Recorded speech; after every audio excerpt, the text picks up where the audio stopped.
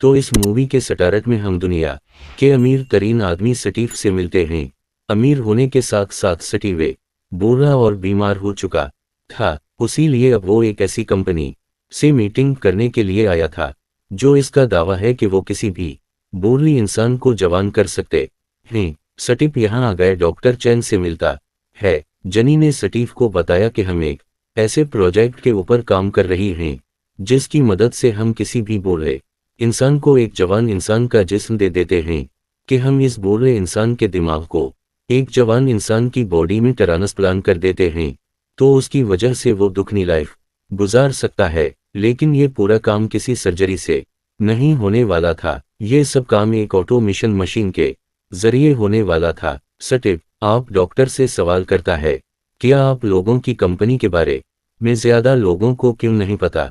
तो जवाब में डॉक्टर कहते हैं, ये सब इलीगल है। किसी एक इंसान को जवान करने के लिए बहुत से इंसान वाओ को मरना पड़ता है। स्टीव को इस चीज से कोई प्रॉब्लम नहीं थी, उसीलिए डॉक्टर शीन अब उसे एक ऐसे रूम में लेकर आए जहां पर बहुत से मैकेनिकल बेड थे और यहाँ स्टीव के अलावा बहुत से और लोग भी थे। स्टीव को ये बात बता दी गई थी कि इसके अलावा 9 और लोगों ने स्कीम के अंदर हिस्सा लिया हुआ है। इन बेटसपल लेट के एक इंसान की मेमोरी को दूसरे इंसान के दिमाग में डाला, लेकिन ये कहा हम इतना भी आसान नहीं था। ये कहा हम एक वर्चुअल गेम के जरिए होता जिसमें स्टीव के अलावा 9 और बूढ़े लोगों ने हिस्सा लिया हुआ था और कि उनके अंदर में कोई एक इंसान ही जिंदा बचकर जवान होगा। ये बात जानने के बाद स्टीव अपने लिए एक जवान इंसान की डेड बॉडी चौसे करता है। ऐसा करने के बाद स्टीव को एक मशीन के अंदर रख दिया जाता है और हमें ये पता चलता है कि अब इस के दिमाग को या उसकी सारी मेंबर्स को इस जवान इंसान के अंदर ट्रांसफर कर दिया गया है। जिस जवान इंसान को आप और टू बिन के एक गांव में होश आया। स्टीव जब होश आया तो वो नहीं चाहता था कि इस टाइम वो कहाँ है और क्या कर रहा है। उसे अपने बारे में कुछ भी याद नहीं था। अपनी हिफाजत के लिए स्टीव ने एक पत्थर उठा लिया और आगे एक बिल्डिंग की तरफ बढ़ा जहां से एक लड़की मिली। स्टीव के हाथ में पत्थर टेक कर वो घबरा गई और स्टीव से पूछा, तुम कौन हो? क्या तुम जानते हो मैं कौन हूं? मुझे यहाँ कौन लेकर आया? तब स्टीव इस जवाब देता है कि नहीं, मुझे कुछ नहीं पता। ये दोनों मिल गए यहाँ से बाहर निकलते हैं तो इन्हें एक और लड़का और लड़की नजर आते हैं। लड़की ने अपने हाथ में छेड़ी उठाई हुई थी, ऐसे जैसे वो दूसरे इंसान से बचना चाह रही हो। स्टीव के साथ जो वेटरेस में लड़की थी वो दूसरी लड़की से कहती है, अरे एक छपीनक दो, हम सभी यहाँ पर गुम हो चुके हैं और बेहतर यही है कि हम आपस में लड़ें ना। और मिल गए अपने साथ होने वाली इन अजीब चीजों का पता चलाए ताकि हमें यहाँ से निकलने का कोई रास्ता मिल जाए। वो ब्लैक ट्रस्ट वाली लड़की उनकी बात नहीं सुनती और वहां से भाग जाती है। अब एक 5वीं लड़का उन सबको एक पिछले कमरे से देख रहा था, वो भी उनके पास आ गया। इससे पहले कि ये लोग कोई बात करते इन्हें एक जोरदार चीख सुनाई देते हैं। हक है ये लोग इस सटुरे फूटी बिल्डिंग से बाहर निकले तो बाहर जाकर इन लोगों ने देखा कि इस ब्लैक शराइत वाली लड़की ने एक लड़के को इतना मारा था कि उसका कान जख्मी होकर उसके कान से खून निकलने लगा था। ये लोग इस छठे इंसान की पिटी करते हैं और थोड़ी ही आगे जाने पर इन्हें 4 लोग और भी मिल चुके थे जिसमें से एक आदमी था और पाक की टीम के 3 लड़कियां थीं। ये 10 लोग पूरे हो चुके थे और अब उनके साथ क्या हो रहा था ये बातें जानने के लिए ये लोग उसी बिल्डिंग के अंदर आ गए जो यहाँ पर बनी हुई थी। इन्हें लगा कि बिल्डिंग के अंदर ही कोई किलो हो सकता है। एकदम से यहाँ एक होलो कलामर पे हुआ। ये डॉक्टर चुन का था जिस होलोग्राम ने ही उन सबको बताया कि ये लोग इस टाइम एक वर्च गेम के अंदर हैं और उन लोगों की असल बॉडी इस टाइम फसलंते के अंदर है। वो बताता है कि आप सब लोग दुनिया के अमीर तरीन लोग हैं और आप लोग इस गेम में इसलिए आएंगे ताकि ये आप लोगों को दोबारा जवान किया जा सके, लेकिन आप में से सब लोग जवान नहीं हो पाएंगे। कोई एक जीतने वाला ही इंसान इन सब में जवान होगा और बाकी सब मर जाएंगे। आप डॉक्टर यहाँ पे बहुत सारे होलोग्राम चलाते हैं इन 10 अमीर लोगों की जिन्होंने स्कीम में हिस्सा लिया था। इस होलोग्राम के साथ उन लोगों के नाम और उन लोगों की सारी पोजीशन भी लिखी हुई थी कि वो कौन है। इन्होंने इस जिंदगी में क्या किया और कैसे पैसा कमाया। डॉक्टर जैन बताते हैं कि हर एक घंटे बाद उसे एक को अपने ही किसी साथी को मारना पड़ेगा, और वो इस साथी को तभी मार सकता है जब उसे पता हो कि इस बॉडी का असल मालिक कौन है। और अगर कोई ये जाने बगैर को मार देखा कि वो इंसान असल दुनिया में कौन था, तो ऐसे सूरत पे वो खुद ही मारा जाएगा। अब उसके दोस्त भी था। असल जिंदगी में ये छत और चार होते थे, जब भी ये वर्चुअल गेम के अंदर 5 लड़कियां और 5 लड़के थे, यानी कोई एक लड़की ऐसी थी जो असली दुनिया में एक मर्द हो सकती थी। तो इन लोगों को अलिफ गेम बहुत ही सोच समझ कर खेलती थी। अगर 1 घंटे में इन लोगों ने अपने किसी साथी को ना मारा, 21 घंटे बाद गेम खुद ब खुद किसी एक को मार देगी। अब डॉक्टर चैन का होलोग्राम यहाँ से गायब हो जाता है, जबकि सभी अमीर मीन हेलोग्राम यहाँ पे खड़े रहते हैं। ये लोग अब इस बिल्डिंग से बाहर निकलते हैं। ये देखते हैं कि बिल्डिंग के चारों तरफ बहुत बड़ी दीवार है।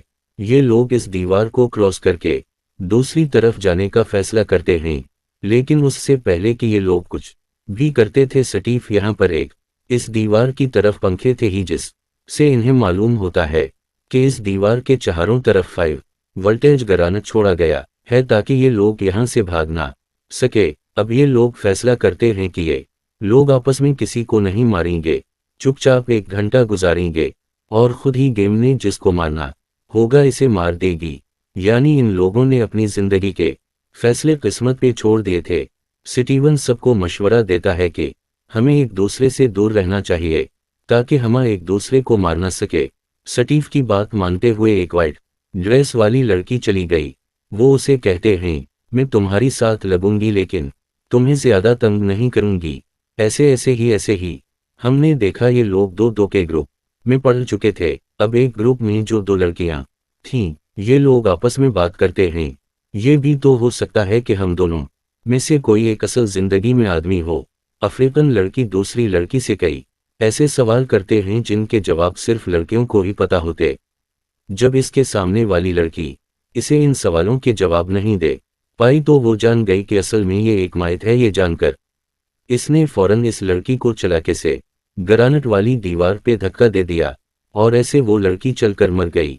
यानी 1 घंटा खत्म होने से पहले ही इन्होंने अपनी गेम में एक मर्डर कर दिया था। इस अफ्रीकन लड़की ने अपने लिहाज से ये सब कुछ छपके किया था कि वो नहीं जानती थी कि स्टीव और इसकी वाइट ड्रेस वाली साथी नहीं उसको देख लिया था।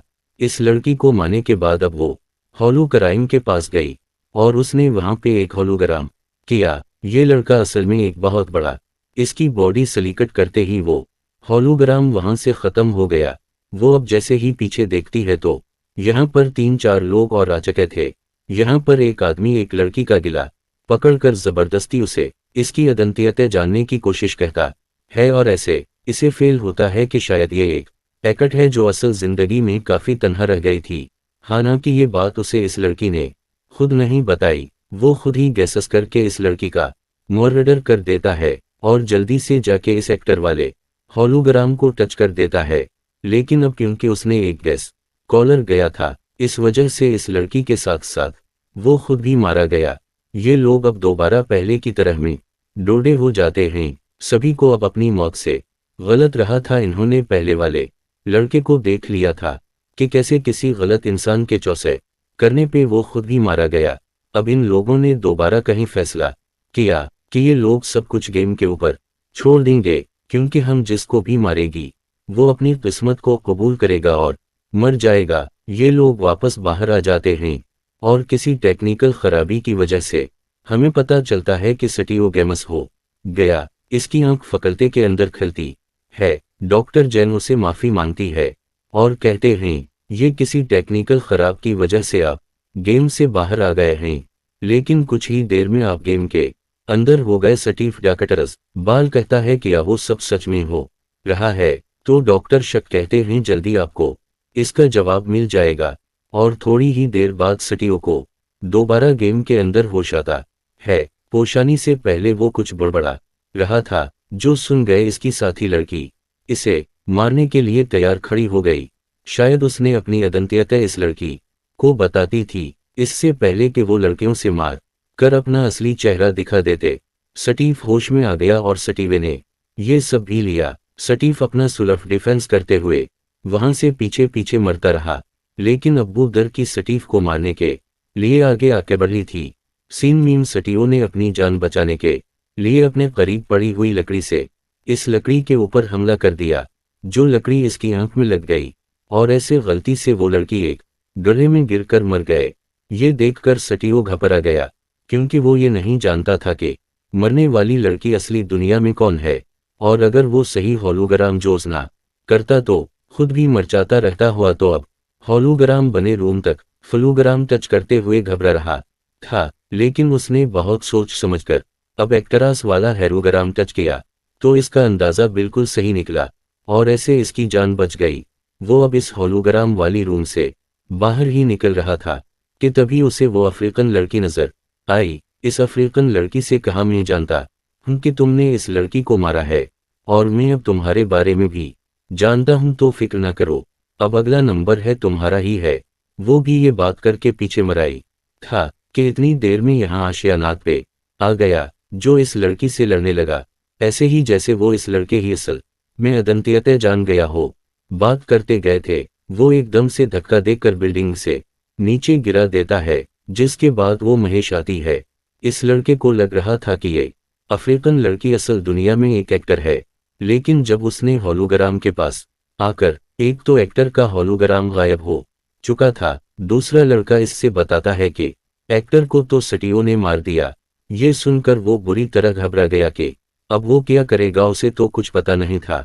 वो डरते हुए यहाँ एक लड़की मारिया को टच कहता है, उसे किस्मत इतनी अच्छी चली गई है, इसका किया इस बिल्कुल ठीक था और ऐसे ही इस की जान बख्शी गई। इसके बाद हमें तो क्या चाहता है कि बाकी सारे लोग स्विमिंग पूल के करीब खड़े होके ये फैसला कहते हैं कि अब अगले घंटे में वो किसी को पिंग नहीं मारेंगे। लेकिन यहाँ एक लड़के ली के दिमाग में एक बात आई, अब उनके ग्रुप में क्योंकि सिर्फ एक ही देर की बची थी और होलोग्राम भी सिर्फ एक ही औरत का बच्चा था, तो उसे समझ आ गई कि लड़की की प्रिंसेस है, इसीलिए अब वो इस परनकस को मारने का डैके करता है। प्रिंसिपल स्पीच इसकी अचीप सकने से टिप हप गई, इसलिए वो अपनी जान बचाकर इसका पीछा करते करते एक बिल्डिंग में आज होता है। वो परनकस बिल्डिंग में छपी हुई थी और एकदम से परनकस ने उसके ऊपर धुन पॉइंट। अब सोशिया वाली बात है कि प्रिंसेस के पास गिन कहाँ से आई।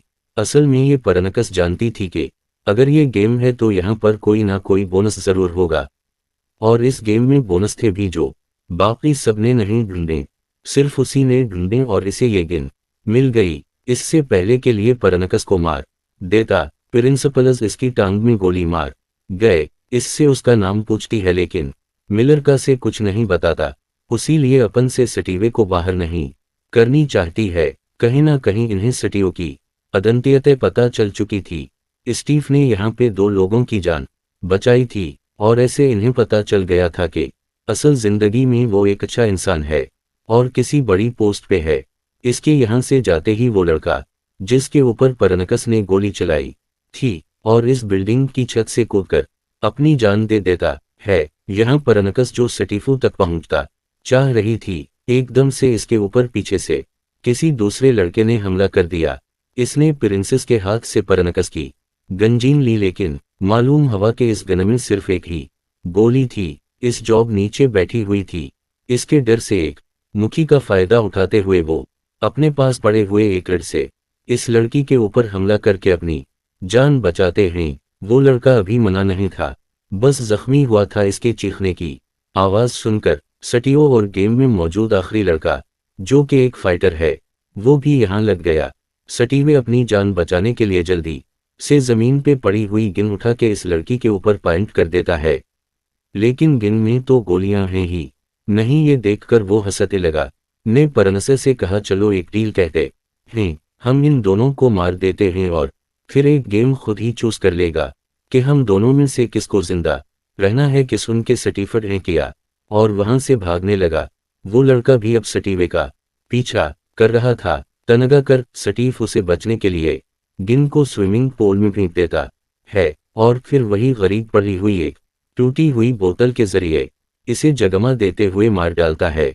इसके बाद वो होलोग्राम रूम की तरफ बढ़ा, क्योंकि अब उसे मरने वाले आदमी की असल अदंत्यते को टच करना था, इससे पहले कि वो हॉलो क्राइम रूम तक पहुंचता। हमने देख के जिस लड़की के ऊपर परनकस ने हमला किया था, वो लड़का भी मर गया, और परनकस नहीं चाहकर इसका हॉलोग्राम टच किया। यहाँ पर प्रिंसेस का भी बिल्कुल ठीक था, वो एक रसियन आदमी था जिसके हॉलोग्राम पर प्रिंसेस ने टच किया था। और अब इस यहाँ 3 हॉलोग्राम भी बचे थे, जिसमें से एक स्टीव का अपना था, एक लड़की का था, तो जाहिर सी बात थी तीसरा हॉलोग्राम में बहुत था जिससे स्टीव ने मारा था। अब स्टीव इस हॉलोग्राम को टच कर लेता है और फिर बाहर आके बंसीस से मिलता है। वो परीन सर से कहता है, हमें ये आखिरी घंटे एक साथ गुजारनी चाहिए, हो सकता है कि गेम हम दोनों में से किसी को चौसे करके खुद ही मार दें। परनकस कहती है, हाँ, लेकिन इससे पहले ये हमें फकटर को मारना होगा। स्टीवन से ये बात नहीं बताता कि वो फाइटर को पहले ही मार चुका है, वो उसे भी फाइटर की तरह ही चकमा देखा है, टूटी हुई बोतल के जरिए मार देता है, और ऐसे आखिर वो प्रिंसेस भी मर गई, जिसके बाद एक बचा हुआ आदमी यानी स्टीव एस्काप को जीत गया, और अब असल जिंदगी में वो जवान हो जाता। गेम खत्म हो चुकी थी और हमने देखा कि स्टीव अपने एक जवान जिस्म के साथ असली दुनिया में आ गया। अपने आप को जवान देखकर स्टीव इतना खुश था कि वो डॉक्टर चंद को इस कंपनी को चलाने के लिए एक बहुत बड़ी फंडिंग भी देता है, जिसके बाद मूवी गैंग में दिखाया जाता है कि डॉक्टर शगन और भी बहुत से बुरे लोगों को इस गेम के बारे में बता रहे थे, और यही दिखाते हुए ये कहानी हर खत्म हो जाती है।